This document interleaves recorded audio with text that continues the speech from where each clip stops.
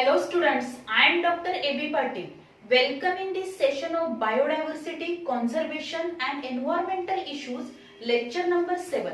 In this lecture, we will discuss about the water pollution and its control. So, what is meant by water pollution? When there is any undesirable change in physical, chemical and biological characteristic of water, then it is known as a water pollution. म्हणजे एखादी water body आपण consider केली, त्या water body मधलं जे water असणार आहे त्या वॉटरच्या physical, chemical and biological characteristics shows the undesirable change. Means if there is any undesirable change in physical, chemical and biological characteristic, then it is known as a water pollution. And this polluted water, हे जे काही polluted water असणार आहे, this polluted water which is turbid one, हे polluted water कसं असेल, turbid आहे. Then this water which having the foul smelling, म्हणजे त्याला वाईट प्रकारचा वास येणार आहे. It contain many pathogen, वेगवेगळे pathogen ह्या polluted water मध्ये प्रेझेंट असतील. Then heavy metals are also present, toxic chemicals are present, oils which are also present in that polluted water. त्या polluted water मध्ये हे different contents present असणार. As well as how this water pollution is increased. If you observe, water has been a controlling factor in distribution and density of living being in an area. आपण जर बघितलं तर जो काही वॉटरचं distribution आहे त्याची density आहे ती लिमिटेड एरियामध्ये असणार आहे. म्हणजेच आपण बघू शकतो water has been a controlling factor in distribution. Distribution मध्ये तो controlling factor and density, distribution and density of living being in an area. So this availability of water, जे काही availability of water असणार आहे ती लिमिटेड आहे. म्हणजे जे काही वॉटर आपण वापरणार आहोत, प्लेंटी ऑफ वॉटर अवेलेबल आहे, पण जास्त वॉटर कुठलं अवेलेबल असणार आहे, सी वॉटर आहे, मरीन वॉटर प्रेझेंट आहे, fresh water which is used by the human being for the different purpose. That is, as the population increases, also there is a urbanization, civilization, industrialization, all these are takes place, and for that purpose the consumption of water increases. म्हणजे या सगळ्यासाठी जे industrial purpose साठी human being काय करणार आहे, जास्तीत जास्त वॉटर यूज करेल. त्याच्या डेली लाईफ साठी जे वेगवेगळ्या पर्पज साठी त्याला वॉटर लागणार आहे, then also water is use for the different purpose. Other वेगवेगळ्या पर्पज साठी सुद्धा ते काय केलं जाईल, वॉटर यूज केलं जाणार आहे. ऍग्रिकल्चर साठी लागणार आहे, अदर पर्पज साठी वॉटर लागेल. आणि त्यामुळं जसं पॉप्युलेशन इन्क्रीज झालं तसं वॉटर हे जास्त प्रमाणात यूज केलं गेलेलं आहे. आणि civilisation, urbanisation, then the industrialisation increase झाल्यामुळं काय झालेलं आहे, तेवढ्या प्रमाणात जास्त सिवेज वॉटर फॉर्म झालं. इंडस्ट्रियलायझेशन झाल्यामुळे इंडस्ट्री मधलं जे वेस्ट वॉटर आहे ते पण रिलीज होणार आहे, and which is release into the water bodies. त्यामुळे ह्या ज्या काही वॉटर बॉडीज आहेत त्या पोल्युटेड झालेल्या आहेत. रिव्हर्स, लेक्स, पॉन्ड्स जे असणार आहेत ते पोल्युटेड झालेत. त्याचबरोबर जास्त प्रमाणात पॉप्युलेशन जास्त वाढल्यामुळे काय होणार आहे, तेवढ्या प्रमाणात या सगळ्या नॅचरल रिसोर्सेस वरती काय आलेला आहे, स्ट्रेस आलेला आहे. जास्त आपण काय करायला लागलोय, natural resources, we use the natural resources more, and due to which by the human activities there is a water pollution. Mainly water polluted जे होणार आहे त्याच्यासाठी ह्युमन बीइंगच्या ज्या काही ऍक्टिव्हिटीज असणार आहेत which are responsible to produce the polluted water. Then the realizing the importance of maintaining the cleanness of the water bodies, Government of India has passed the Water Act 1974 to safeguard our water bodies. म्हणजे government of इंडियाने काय केलेलं आहे, government of India has passed the water preservation and control of pollution act 1974 to safeguard our water bodies. ज्या काही आपल्या water bodies आहेत त्या वॉटर बॉडीचं कॉन्झर्वेशन करण्यासाठी, त्यांचं प्रोटेक्शन, पोल्युशन पासून प्रोटेक्शन करण्यासाठी 1974 मध्ये वॉटर ऍक्ट फॉर्म केलाय आणि या ऍक्ट नुसार काय केलं जाणार आहे, या वॉटर बॉडीचं सगळं प्रोटेक्शन केलेलं आहे by considering the importance of water. म्हणजे हे वॉटर आपल्याला खूप इम्पॉर्टंट आहे. Without water the living organism cannot survive. So water is essential for the each and every process साठी वॉटर लागणार आहे, इंडस्ट्रियल पर्पज साठी लागणार आहे, ऍग्रिकल्चर साठी लागेल आणि त्यामुळे या वॉटरचं कॉन्झर्वेशन करणं, त्याचं पोल्युशन होऊ नये म्हणून त्याच्यासाठी काय केलं पाहिजे, to avoid the pollution this act pass by government of India. Then the domestic sewage and industrial effluent. आपण बघू शकतो डोमेस्टिक सिवेज आणि इंडस्ट्रियल इफ्लुएंट जे असणार आहे त्याच्यामुळे मोस्टली काय होणार आहे, वॉटर पोल्युटेड होईल. If you observe 0.1% impurities in water, then this water which is unfit for the consumption. जर समजा वॉटर मध्ये 0.1% इम्प्युरिटीज असतील तरी सुद्धा ते वॉटर हे ह्युमन बीइंगच्या कन्झम्पशन साठी काय आहे, अनफिट आहे. ह्युमन बीइंग ते ड्रिंकिंग पर्पज साठी हे वॉटर वापरू शकत नाही. Then because this polluted water containing number of pollutants means the substance which are responsible to carry out the undesirable change in the water, and these substances are known as a pollutant. Water pollutant आपण त्याला म्हणतो. These water pollutant which are solid as well as liquid असतील, different dissolve सॉल्टच्या form मध्ये सुद्धा हे pollutant present असतात. त्यामध्ये आपण जर बघितलं सॉलिड्स आर इझिली रिमूव्ह. जे काही सॉलिड्स असणार आहेत या सिवेज वॉटर मध्ये, त्याचबरोबर इंडस्ट्रियल इफ्लुएंट आहे की ज्यामुळे काय झालेलं आहे, वॉटर पोल्युटेड झालेलं आहे. आणि या सिवेज वॉटर मध्ये प्रेझेंट असलेले सॉलिड वेस्ट असणार आहेत दिस कॅन बी इझिली रिमूव्ह. ते इझिली रिमूव्ह केले जाऊ शकतात, फिजिकल मेथडनी ते रिमूव्ह करू शकतो. But the dissolved salts like nitrates, phosphates, other nutrients, toxic metal ions, organic compounds which are difficult to remove. पण बरेचसे असे सॉल्ट्स असणार आहेत की जे सॉल्ट्स म्हणजे नायट्रेट्स असतील, फॉस्फेट्स असतील, ऑर्गॅनिक कंपाऊंड्स असणार आहेत, अदर न्यूट्रिएंट्स असतील, टॉक्सिक मेटल आयन्स असणार आहेत. These are easily dissolve in the water. ते वॉटर मध्ये डिसॉल्व होणार आहेत. And so these components or these salts which cannot remove easily, ते इझिली आपल्याला रिमूव्ह करता येणार नाही. त्याच्यासाठी वेगवेगळ्या मेथडनी त्याचं प्युरिफिकेशन केलं पाहिजे या सिवेज वॉटरचं. And then this water is use for the other purpose. नंतर ते आपण वॉटर काय करू शकतो, यूज करू शकतो. पण इझिली ते डिझॉल्व सॉल्ट्स आपल्याला रिमूव्ह करता येणार नाहीत. Then what are the main sources of water pollution? जे काय वॉटर पोल्युशन होणार आहे त्या वॉटर पोल्युशन साठी मेन सोर्सेस कुठले असणार? मेन सोर्स आहे सिवेज वॉटर. सगळ्यात जास्त जर वॉटर पोल्युशन होत असेल ते कशामुळे होणार आहे, सिवेज वॉटर मुळे होईल. देन नेक्स्ट असणार इंडस्ट्रियल इफ्लुएंट्स असतील, इंडस्ट्रियल वेस्ट वॉटर असेल. Then also due to the different pathogens असतील, ऍज वेल ऍज अदर जे काही पेस्टिसाइड्स असतील, ऍग्रोकेमिकल्स असतील की जे काय होणार आहे through the flow of water किंवा रेन वॉटर बरोबर काय असेल ते वॉटर बॉडीज मध्ये मिक्स होणार आहेत. And due to which water get polluted, water काय होणार, पोल्युटेड होणार. देन द नेक्स्ट आपण बघू शकतो to estimate the biodegradable organic matter in sewage water by measuring BOD. म्हणजे एखाद्या आपण जेव्हा सिवेज वॉटर कन्सिडर करतो आणि या सिवेज वॉटर मधलं बायोडिग्रेडेबल ऑर्गॅनिक मॅटर जर आपल्याला एस्टिमेट करायचे असतील then these are estimated with the help of BOD. BOD means biochemical oxygen demand. Biochemical oxygen demand ही व्हॅल्यू आपण काय करू शकतो, मेजर करून आपल्याला एखाद्या सिवेज वॉटर मध्ये, एखाद्या जे काही सिवेज वॉटर आहे त्या सिवेज वॉटर मध्ये किती प्रमाणात बायोडिग्रेडेबल ऑर्गॅनिक मॅटर प्रेझेंट आहे हे आपण एस्टिमेट करू शकतो, काढू शकतो. अँड दिस आता बीओडी म्हणजे काय, बायोकेमिकल ऑक्सिजन डिमांड मीन्स काय असणार आहे, the number of micro organisms which are involve in the degradation of these organic matter, sewage water मध्ये जे काही ऑर्गॅनिक मॅटर आहे त्याचं बायोडिग्रेडेशन करण्यामध्ये number of micro organisms involve असणार आहे and this micro organisms require oxygen two carry out this biodegradation, त्या कंपोनंटचं degradation करण्यासाठी, डिकम्पोजिशन करण्यासाठी, इसेन्शियल न्यूट्रिएंट्स मध्ये त्याचं कन्व्हर्जन करण्यासाठी या मायक्रो ऑर्गॅनिझमना काय लागणार आहे, ऑक्सिजन लागणार आहे.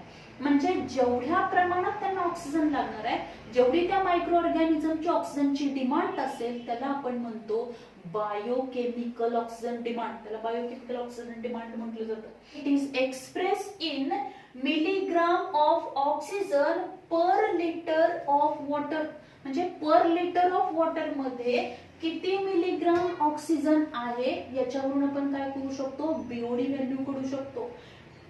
हाय बीओडी व्हॅल्यू, आता हाय बीओडी व्हॅल्यू आपण कशी बघणार आहोत, जेवढे काय असणार आहे त्याचं मायक्रोबियल पोल्युशन जेवढं जास्त असणार आहे, मीन्स हाय बीओडी व्हॅल्यू, जास्तीत जास्त बायोकेमिकल ऑक्सिजन डिमांड कधी असणार आहे, त्या पोल्युटेड वॉटर मध्ये जेवढे ऑर्गॅनिक मॅटर जास्त आहे तेवढी डिमांड काय असणार आहे, जास्त असणार आहे, कारण त्याच्या डिग्रेडेशनसाठी जास्त ऑक्सिजन लागणार आहे.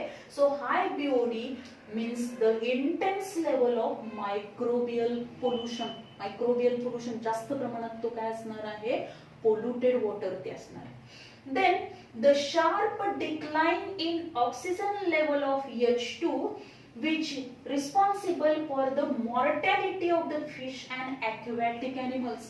जर समजा एखाद्या वॉटर बॉडी मधलं जे काही वॉटर आहे त्या वॉटर मधली ऑक्सिजनची लेवल जी असणार आहे ती शार्पली काय झाली, डिक्लाइन झाली, एकदम कमी झाली, तर त्याचा इफेक्ट कशावरती होणार आहे, which affect on the fish and aquatic animals. त्या वॉटर बॉडी मध्ये प्रेझेंट असलेले जे फिश असणार आहेत, aquatic ॲनिमल्स असतील, त्या ॲक्वॅटिक ॲनिमल्स वरती त्याचा इफेक्ट होणार आणि त्या ॲनिमलची, फिशची काय होणार आहे, तिथं डेथ होणार आहे.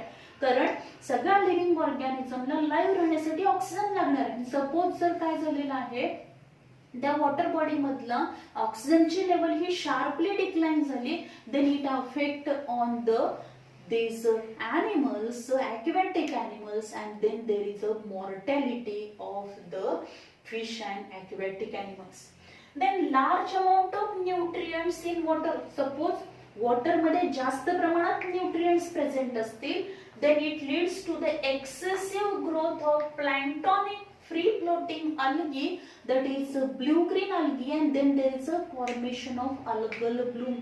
म्हणजे काय असेल तर वॉटर बॉडी पण कन्सिडर केली, त्या वॉटर बॉडी मध्ये large amount of nutrients present असतील आणि अशा पद्धतीने न्यूट्रिएंट जास्त प्रमाणात असतील तर तिथं काय होणार आहे, ज्या अल्गी असणार आहे तर फ्लोटिंग अल्गी असतील, प्लॅन्क्टॉनिक फ्री फ्लोटिंग अल्गी आणि ब्ल्यू ग्रीन अल्गी ज्या असणार आहेत त्याची एक्सेसिव्ह ग्रोथ होणार आहे, भरपूर प्रमाणात ते वाढणार आहे आणि तिथं अल्गल ब्लूम्स फॉर्म होतील. काय फॉर्म होणार आहे, अल्गल ब्लूम्स फॉर्म होतील आणि हे जे काही अल्गल ब्लूम्स असणार आहेत, these algal blooms which gives color to the water bodies, म्हणजे त्या वॉटर जे असणार आहे त्या वॉटरला काय येणार आहे, एक प्रकारचा वेगळाच कलर येणार आहे. नॉर्मली आपण बघतो वॉटर हे कलरलेस आहे पण त्याला कलर येईल. त्याचबरोबर these algal blooms, blue green algae which also release toxins in this water, या वॉटर मध्ये ते काय रिलीज करणार आहे, टॉक्सिन्स रिलीज करतील and due to these toxins the fish are die. तिथले जे फिश असणार आहेत, fish die due to the toxicity of water. Water हे टॉक्सिक झाल्यामुळे फिश काय होणार आहेत, ॲक्वॅटिक ॲनिमल्स यांची डेथ होणार. आणि त्या सगळ्याचा इफेक्ट कशावरती होणार आहे, then the quality of water which is डिटेरियोरेट्स.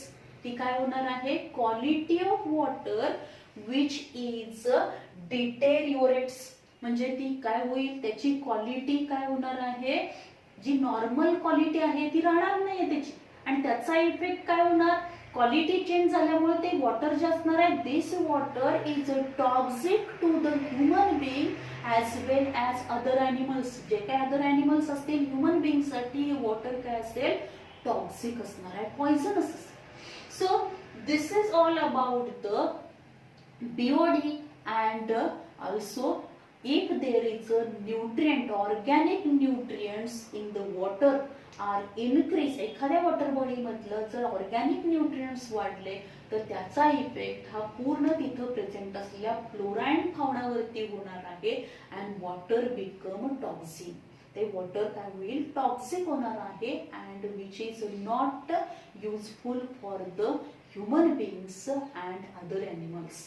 Then the next आपण बघू शकतो threat of ecosystem. Threat of ecosystem याच्यामध्ये एक्झाम्पल आपण घेऊ शकतो water hyacinth. Water hyacinth means Eichhornia crassipes. This Eichhornia plant which is a native of Amazon basin.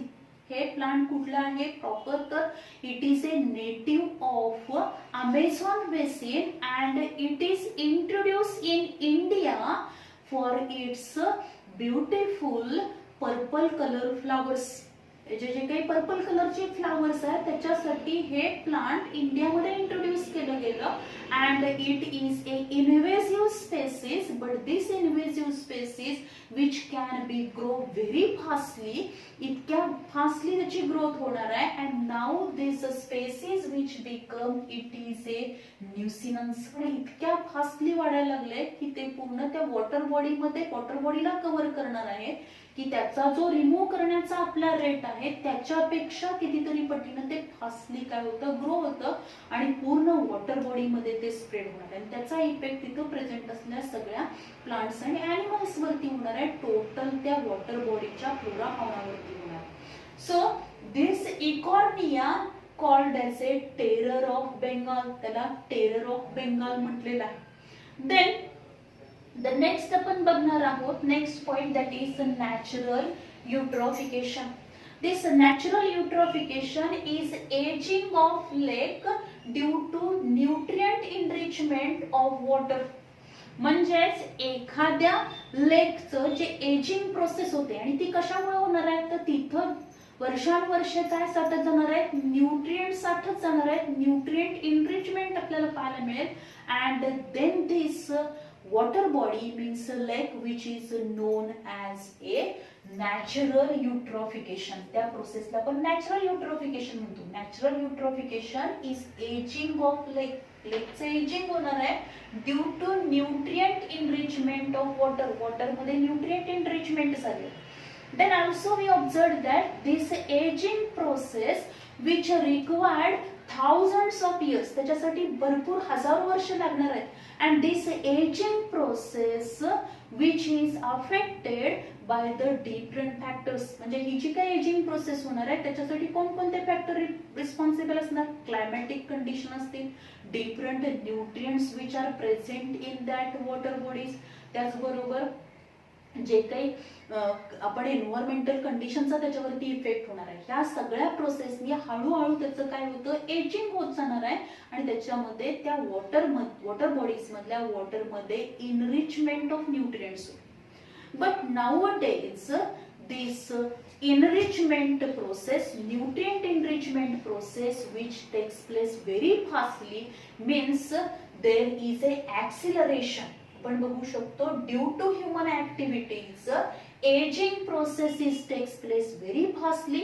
acceleration of aging process and then there is a formation of accelerated eutrophication. त्याला आपण accelerated eutrophication म्हणणार. म्हणजे काय होणार आहे, जे काही युट्रोफिकेशन होतं म्हणजे त्या वॉटर मध्ये न्यूट्रिएंटची इनरिचमेंट झाली, जास्त प्रमाणात न्यूट्रिएंटची इनरिचमेंट झाली तर तिथल्या फ्लोरा फौनावर त्याचा इफेक्ट होतो. ही प्रोसेस होण्यासाठी नेचर मध्ये हजारो वर्ष जाणार आहेत, पण ह्युमन बीइंगच्या ज्या काही सध्याच्या ऍक्टिव्हिटीज असणार आहेत म्हणजेच ह्युमन बीइंगनी कंटिन्युअसली नेचर मधले रिसोर्सेस यूज केलेले आहेत आणि नेचर मध्ये नंबर ऑफ पोल्युटंट काय केले तर रिलीज केले. या वॉटर बॉडीज मध्ये पोल्युटेड वॉटर, इफ्लुएंट असेल सिवेज वॉटर रिलीज केले आणि त्यामुळे काय झालेले आहे, त्या वॉटर बॉडीज मध्ये न्यूट्रिएंट इनरिचमेंटची प्रोसेस जी असणार आहे, एजिंगची प्रोसेस जी असेल त्या लेकची ती फास्टली होणार आहे. ऍक्च्युली त्या लेकची साईज किती आहे, तिथली क्लायमॅटिक कंडिशन कशी आहे याच्यावरती ती एजिंग प्रोसेस असणार, त्याच्यासाठी भरपूर वर्ष लागणार आहेत. पण ह्युमन बीइंगच्या ऍक्टिव्हिटीजमुळे, पोल्युशनमुळे काय होणार आहे, ही एजिंगची प्रोसेस ही ऍक्सिलरेट होते आणि या युट्रोफिकेशनला आपण ऍक्सिलरेटेड युट्रोफिकेशन म्हणतो. आता इथं जर आपण बघितलं stinking eutrophic lake with a coloured and turbid water. म्हणजे एक युट्रॉफिक लेक आहे की त्याला एक वेगळा व्हाईट वास येतोय आणि काय असणार आहे, त्याला एक प्रकारचा कलर आलेला आहे. ते वॉटर जे असणार आहे ते टर्बिड आहे, क्लिअर वॉटर नाही. असं दिसणार आहे, गढूळ असेल कारण त्याच्यामध्ये नंबर ऑफ न्यूट्रिएंट्स असणार आहे. देन ड्यू टू दिस, आता हे stinking eutrophic lake with colour and turbid water यामुळे काय झालेलं आहे, लॉस ऑफ स्पेसिस डायव्हर्सिटी. त्या ॲक्वॅटिक हॅबिटेट मधल्या नंबर ऑफ स्पेसिस या काय झाल्या, लॉस झाल्या. Death of aquatic animals specially fish, जे काही फिश असणार आहे ते फिशची डेथ झाली. देन कारण का ज्या स्पेसिस डायव्हर्सिटी लॉस झाले त्याचा इफेक्ट हा ॲक्वॅटिक ॲनिमल्स वरती झाला. Death of aquatic animals specially fish आपण बघू शकतो. Then reduce the content of dissolved O2, आणि तिथला जो काही त्या वॉटर बॉडी मध्ये डिसॉल्व्ह होणारा ऑक्सिजन आहे तो ऑक्सिजनची लेवल पण काय झालेली आहे, रिड्यूस झाली. Means reduce the content of dissolved oxygen and due to which organic loading of the lake, म्हणजे त्या लेक वरती काय होणार आहे, increase the organic loading of the lake. त्या लेक मध्ये ऑर्गॅनिक लोडिंग, ऑर्गॅनिक कंटेंट हे वाढणार आहे, इनक्रीज होणार आहे.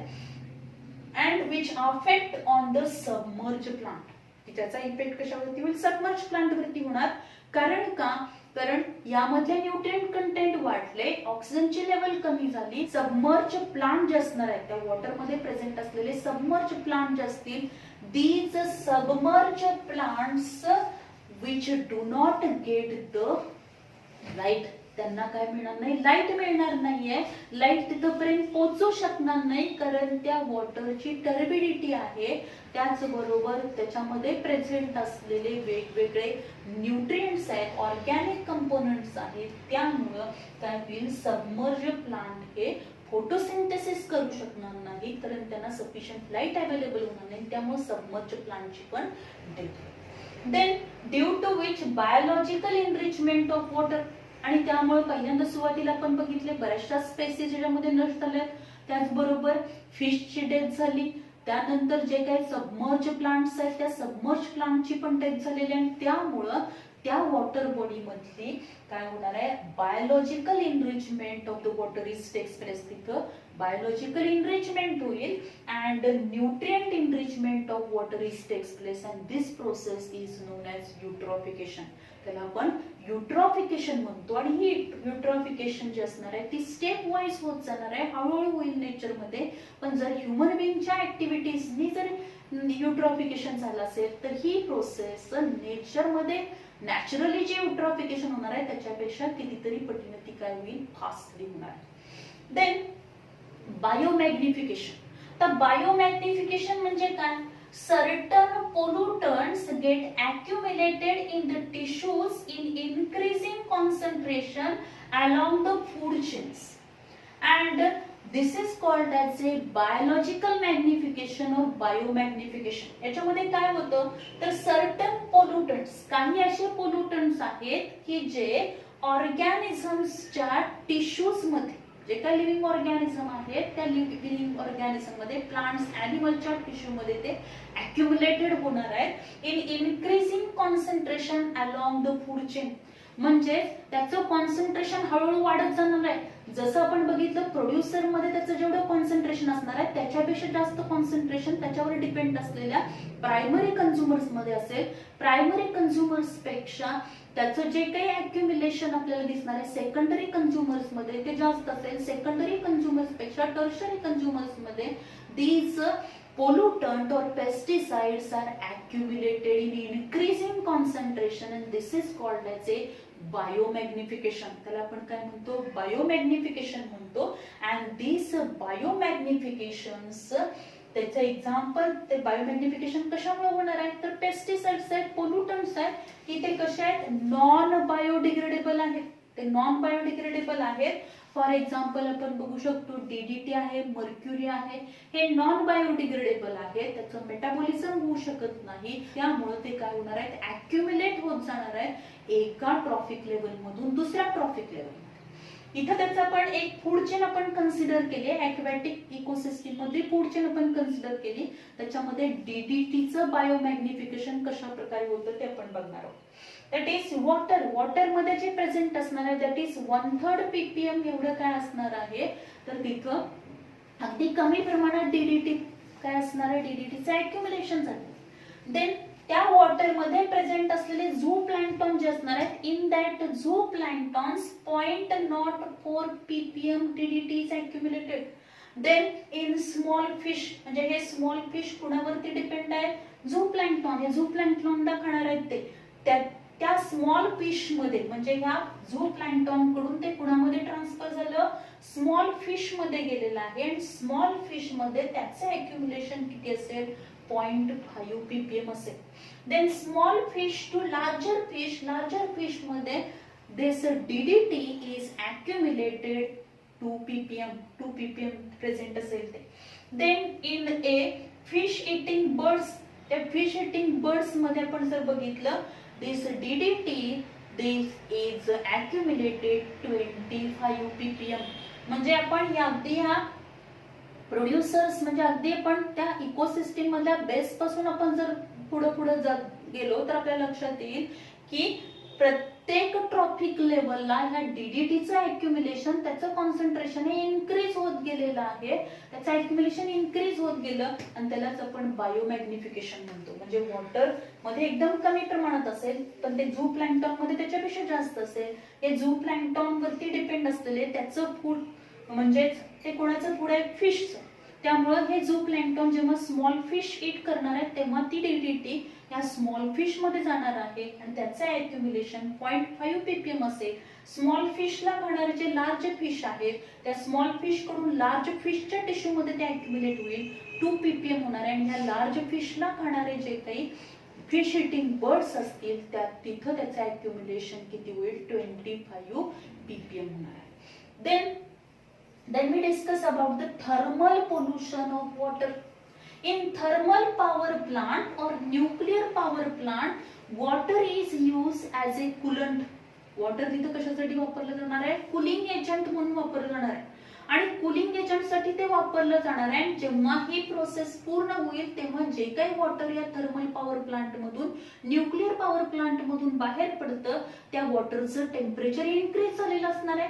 कारण तिथं त्याचा रोल काय आहे, कूलंट म्हणून ते वापरलेलं आहे. And Wien it is release from this thermal and nuclear power plant, this temperature of this water is increase. And then this thermal water when released into the water bodies, it affect on the flora and fauna of that water body. त्या water body मधल्या flora फाउनावर त्याचा effect होणार आहे. या high temperature वॉटरचं temperature increase झालं आणि अशा पद्धतीचं वॉटर जर नॉर्मल नेचर मधल्या वॉटर बॉडी मध्ये जर आपण काय केलेलं आहे, रिलीज केलं तर तिथं काय होईल, त्याचा फ्लोरा फाउना हा अफेक्टेड होणार आहे. नंबर ऑफ ॲक्वॅटिक ॲनिमलची त्याच्यामध्ये डेथ होऊ शकते. देन नेक्स्ट आपण बघणार आहोत measures to reduce the sewage water. सगळ्यात मेन सोर्स जो असणार आहे वॉटर पोल्युशनचा तो कुठला आहे, सिवेज वॉटर. आणि मग हे सिवेज वॉटर जे असणार आहे, how we can reduce this sewage water, to conserve the water and prevent the creation of sewage. Ecosan is a sustainable system. जर आपण बघितलं एक नवीन सिस्टीम इंट्रोड्यूस केलेलं आहे कशासाठी, to conserve the water. Water conserve करायचं आहे आपल्याला and prevent the creation of the sewage form होऊ नये आणि त्याचबरोबर वॉटरचं कॉन्झर्वेशन व्हावं यासाठी ecosan is a sustainable system which is use. And this ecosan which is efficient one, cost effective आहे, solution for the human waste disposal. म्हणजे human बिंगचा जो काही एक्सक्रीट आहे, वेस्ट आहे, त्याच्या डिस्पोजल साठी एक नवीन सोल्युशन आहे. त्याचबरोबर हे कॉस्ट इफेक्टिव्ह आहे, इफिशियंट आहे and it is applicable in number of regions. वेगळ्या रिजन मध्ये हे जे काही सिस्टीम आहे ecosan, this system is use. आता हे इकोसॅन म्हणजे काय असणार आहे, इकोलॉजिकल सॅनिटेशन. इकोसॅन मीन्स काय, ecological sanitation. safely reuses excreta in agriculture and reduce for the chemical fertilizer. म्हणजे आपण काय करणार आहोत, ह्युमन एक्सक्रीटा जो असणार आहे त्या ह्युमन एक्सक्रीटा हा रियूज केला जाईल, त्याचं कन्वर्जन मॅन्युअर मध्ये केलं जाणार आहे. And this excreta which is use in the agriculture to provide the nutrients because this waste component which are converted into manure. Manure मध्ये त्याचं कन्वर्जन केलेलं आहे. आणि हे मॅन्युअर यूज केल्यामुळे काय होणार आहे, तर जे काही केमिकल फर्टिलायझर आपल्याला वापरायला लागत होते ते केमिकल फर्टिलायझर एकदम कमी प्रमाणात वापरावे लागतील. So reduce for the chemical fertiliser. Ecosan toilet is close system. Ecosan toilet ही एक क्लोज सिस्टीम आहे that does not need water. इथे वॉटर लागणार नाहीये.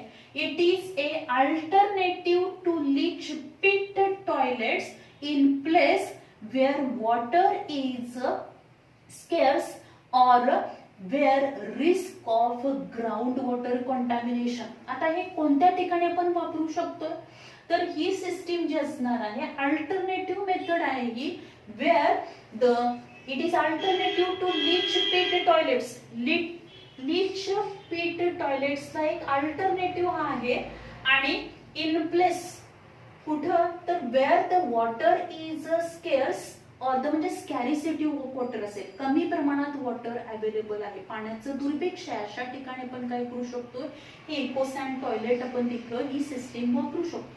त्याचबरोबर काय असणार आहे, कारण या टॉयलेट्स मध्ये वॉटर लागणार नाही. त्याचबरोबर ज्या ठिकाणी काय असणार आहे, risk where the risk of ground water contamination, जिथं ग्राउंड वॉटर कॉन्टॅमिनेशनचा प्रॉब्लेम आहे अशा ठिकाणी पण आपण काय करू शकतो, हे ecosan system which can be use. आता यामध्ये आपण जर बघितलं, when the pit इकोसॅन toilet fills up, it is closed and sealed. After 8 to 9 months, the feces are completely composed to organic manure. म्हणजे काय होणार आहे, जे काही पिट ऑफ इकोसॅन टॉयलेटचे जे पिट्स असणार आहेत, वेन दे फिल्स झाल्यानंतर पूर्णपणे भरल्यानंतर ते काय करणार आहे, जे इकोसॅन टॉयलेट्स असतील ते क्लोज केले जातील, सील केले जाणार आहे. ते 8 महिन्यानंतर म्हणजे 8 ते 9 महिन्यानंतर काय केलं जाणार आहे, त्या पिरियड मध्ये 8 ते 9 महिन्यापर्यंत हे कम्प्लिटली सील केले जाणार आहेत. During this period the human excreta which is converted into organic manure, त्याचं कन्वर्जन ऑर्गॅनिक मॅन्युअर मध्ये होणार आहे. आणि ते ऑर्गॅनिक मॅन्युअर ऍग्रिकल्चर मध्ये वापरलं जाऊ शकतं as a fertiliser. These Ecosan toilets are used in Gujarat, Kerala, Tamil Nadu and Sri Lanka. या ठिकाणी हे Ecosan toilets ची जी काही सिस्टीम आहे which can be used, this closed system that is which is used by the government. Then the next आपण बघू शकतो recycling of the sewage. ह्या पण मेथडने आपण काय करू शकतो, जे काही वॉटर आहे ते वॉटर कॉन्झर्व करू शकतो. म्हणजे जे सिवेज वॉटर आहे त्याचं रिसायकलिंग केलं पाहिजे, प्युरिफिकेशन केलं पाहिजे. आणि त्याच्यासाठी आपण बघतोय सिवेज वॉटर जे काही प्युरिफिकेशन असणार आहे, वेस्ट वॉटर जे असणार आहे त्याच्या प्युरिफिकेशन साठी काय केले जाणार आहे, प्रत्येक म्युनिसिपल कॉर्पोरेशन त्याच्यासाठी प्लांट उभारणार आहे. याच्यामध्ये या सिवेज वॉटरचं प्युरिफिकेशन केलं जाईल and then this purify water which is again use. Recycling of sewage water by reverse osmosis will help to solve the problem of scarcity of water. म्हणजे पाण्याचं दुर्भिक्ष जे आहे, कमी प्रमाणात पाणी अवेलेबल आहे, अशा ठिकाणी जर आपण रिसायकलिंग ऑफ सिवेज वॉटर केलं by the reverse osmosis, then it solve the problem of scarcity of water. And disposal of sewage water, त्याचबरोबर सिवेज वॉटर कुठे डिस्पोज करायचा हा प्रॉब्लेम पण आपण सॉल्व्ह करू शकतो. त्याचबरोबर जे काही कमी प्रमाणात पाणी अवेलेबल आहे तर हे सिवेज वॉटर पण रिसायकलिंग केलं तर then this water is again use. For example this recycling of sewage water which can be carried out in Tirumala hills. Tirumala hills मध्ये आपल्याला हे पाहायला मिळेल. Millions of pilgrims visit to this Tirumala. या तिरुमाला हिल्सला नंबर ऑफ काय असणार आहेत, विजिटर्स तिथे येणार आहेत. जे काही आपण बघतो हे पिलग्रिम्स तिथे विजिट करतील अँड फॉर दॅट मला तेवढे जेवढे मिलियन्स ऑफ तिथे पिलिग्रिम्स येणार आहेत तेवढ्या प्रमाणात तिथं वॉटर अवेलेबल नाही आणि त्यामुळे तिथं काय केलेलं आहे, सीवेज वॉटर रिसायकलिंग केलं. And this every building in Tirumala Hills has a RQ system. तिथे काय आहे, RQ system. As well as another way, अजून एक वे आहे, तो म्हणजे काय असणार आहे, हे सीवेज वॉटर तर आपण रिसायकलिंग करू शकतो किंवा सीवेज वॉटर जास्त प्रमाणात प्रोड्यूस होऊ नये म्हणून पण आपण काही इकोसॅन सिस्टीम वापरू शकतो. अजून आपल्याला काय करता येईल तर रेन वॉटर हार्वेस्टिंग करू शकतो. म्हणजे बरंचसंच पाणी, जे पावसाचं पाणी पडणार आहे, स्लॅब असतो त्याच्यावरती जे वॉटर पडणार आहे ते वॉटर जर आपण काय केलं, this water harvesting, rain water harvesting, तेच वॉटर जर आपण काय केलं, साठवलं तर त्या वॉटरचा उपयोग आपल्याला वेगवेगळ्या पर्पजसाठी करता येऊ शकतो. आणि त्यामुळं rain water harvesting made mandatory for the new construction by municipal corporation in Bombay. बॉम्बेमध्ये जर आपण बघितलं, म्युनिसिपल कॉर्पोरेशन जे असणार आहे त्या म्युनिसिपल कॉर्पोरेशननी काय केलेलं आहे, rain water harvesting made mandatory, compulsory केलेलं आहे ते फॉर द न्यू कन्स्ट्रक्शन. जे काय आता नवीन बिल्डिंग्स व्हायला लागल्यात त्या सगळ्यांना रेन वॉटर हार्वेस्टिंग प्लान जो असणार आहे तो त्यांनी घेतला पाहिजे. आणि हे जे काय वॉटर रेन वॉटर असणार आहे ते काय केलं पाहिजे, कॉन्झर्व केलं पाहिजे. And which is again use for the whole that buildings जे असणार आहे त्याच्यामध्ये वेगवेगळ्या पर्पजसाठी आपण ते काय करू शकतो, वॉटर यूज करू शकतो. ऑल्सो आता याच्यामध्ये बघू शकतो आपण या पद्धतीने आपण काय करणार आहोत, वॉटर पोल्युशन आपण काय करू शकतो तर अवॉइड करू शकतो, प्रिव्हेंट करू शकतो. त्याचबरोबर आपल्या ज्या काही वॉटर बॉडीज आहेत, लेक असेल, देन द पॉन्ड्स असतील, देन रिव्हर वॉटर आहे, यांना पोल्युशन पासून आपण त्याचं काय करू शकतो, प्रोटेक्शन करू शकतो. आणि आपण फ्रेश प्युरिफाय वॉटर आपल्याला अवेलेबल होऊ शकेल. त्याचबरोबर आपण त्यामुळे वॉटर बॉडी ह्या कॉन्झर्व होतीलच, वॉटरचं कॉन्झर्वेशन होणार आहे, त्याच्यामध्ये प्रेझेंट असलेला ॲक्वेटिक फ्लोरा फाउना हा कॉन्झर्व होणार आहे, त्याला प्रोटेक्शन मिळणार आहे. त्याच्यासाठी प्रत्येक ह्युमन बिईंगचा रोल आहे की आपल्या आजूबाजूचे जे काही वॉटर बॉडीज आहेत त्याचं प्रोटेक्शन आपण केलं पाहिजे. त्याच्यामध्ये गार्बेज टाकता कामा नये. जे काही पोल्युटेड वॉटर जसे सिवेज वॉटर आहे ते प्युरिफाय केल्याशिवाय या वॉटर बॉडीज मध्ये रिलीज होता कामा नये. किंवा जे इंडस्ट्रीज आहेत, वेगवेगळ्या इंडस्ट्रीज आहेत, त्यांनी इंडस्ट्रीज मधलं वेस्ट वॉटर जे आहे, इन्फ्लुएंट जे असणार आहे त्याचं प्युरिफिकेशन केल्यानंतरच ते काय केले पाहिजे, वॉटर बॉडीज मध्ये रिलीज केले पाहिजे. So in this way we can control this water pollution. So this is all about the water pollution. याच्यावरती बरेचसेच क्वेश्चन विचारले जाऊ शकतात. युट्रोफिकेशन हा पॉइंट इम्पॉर्टंट आहे. बायोमॅग्निफिकेशन याच्यावरती MCQ. त्याचबरोबर काय असणार आहे, 2 मार्काची शॉर्ट नोट विचारली जाऊ शकते. Measures to reduce the sewage water, यामधला जो इकोसॅन ही this that is ecological sanitation हा पॉइंट नवीन आहे, याच्यावरती पण आपल्याला एखाद दुसरा क्वेश्चन विचारला जाऊ शकतो. त्याचबरोबर रिसायकलिंग ऑफ सिवेज वॉटर, त्याचं एक्झाम्पल कुठे आपण बघू शकतो, हे जास्त प्रमाणात आपल्याला पाहायला मिळतं, त्याच्यावर क्वेश्चन विचारला जाऊ शकेल. त्यानंतर हे बायोमॅग्निफिकेशनसाठी इथे एक फूड चेन दिली आहे, ती फूड चेन सुद्धा आपल्याला एक्झाम मध्ये विचारली जाऊ शकते. त्याच्यामध्ये मधले पॉइंट्स सुद्धा काय केतात, ते तिथं अल्फाबेट दिले जातात आणि त्याच्यावरून सुद्धा तुम्हाला MCQ ला नीट मध्ये क्वेश्चन विचारले जाऊ शकतात. त्याचबरोबर हे जे काही बायोडिग्रेडेबल ऑर्गॅनिक मॅटर आहे, BOD म्हणजे काय ते आपल्याला माहिती पाहिजे. तर याच्याशी रिलेटेड असे नंबर ऑफ क्वेश्चन्स आपल्याला विचारले जाऊ शकतात CET मध्ये, नीट मध्ये किंवा थेरी एक्झामला. So this is all about the water pollution. Thank you very much.